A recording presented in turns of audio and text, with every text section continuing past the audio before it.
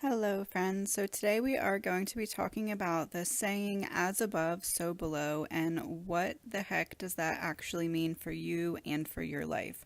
How does that relate to your day to day? How can you use that for your benefit? And really, what does it mean on an individual, personalized level? So that's what we're going to be going into today. I'm going to have you visualize some things today, and I'm going to put on the screen examples of what your visualization should kind of fall in line with. So up in that top left corner, we have a little Alexa or a little robot that basically has all the information that exists contained within it. On this screen, we're going to say that on the left is as above and on the right is so below. So we are hooked up to this clear, ultimate consciousness that harbors all of the information and knowledge that there is to know. We are essentially plugged into it.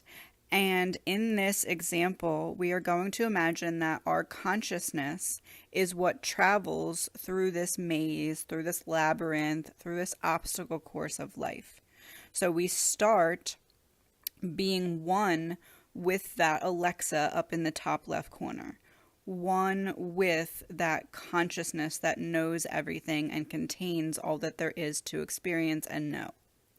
Our consciousness leaves that Alexa and it starts to travel down this cord and it goes into our brain. And since it's as above, so below, it also goes into our physical experience. And that is what we will be talking about today.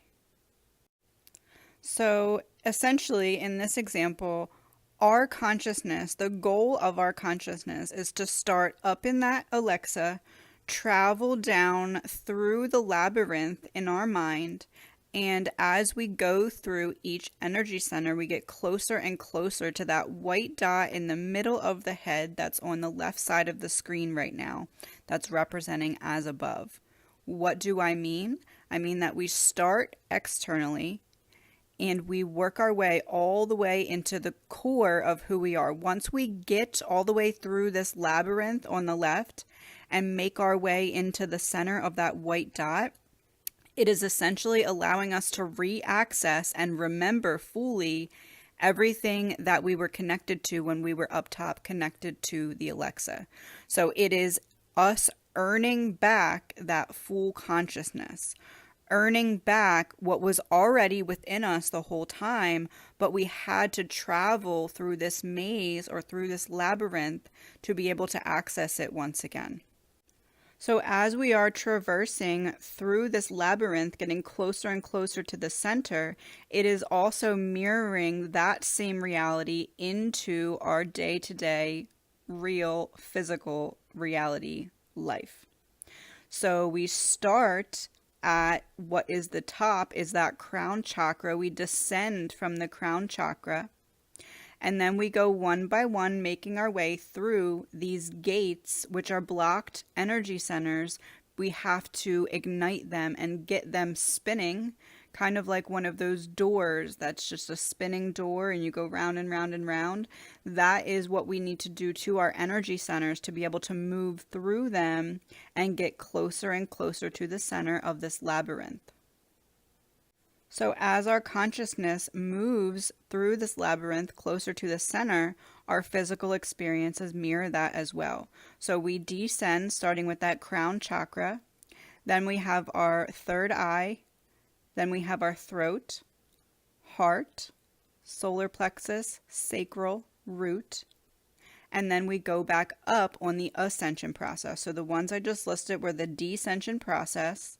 And then we go in the ascension process with our root, sacral, solar plexus, heart, throat, third eye, and crown.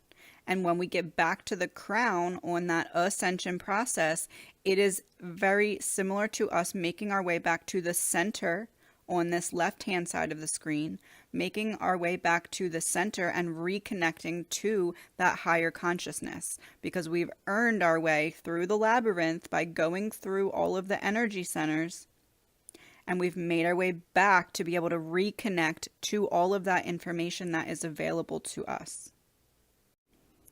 I will be diving into this theory a little bit more in some upcoming videos, but I just wanted to lay the foundation, and I felt like looking at it this way is a very valuable tool to kind of help you understand where you're at on your journey a little bit better and have you have a goal in mind, because you know that you're returning to that higher consciousness. You know that once you return to that higher consciousness, you'll be able to visualize and see paths and doors that were not previously available to you.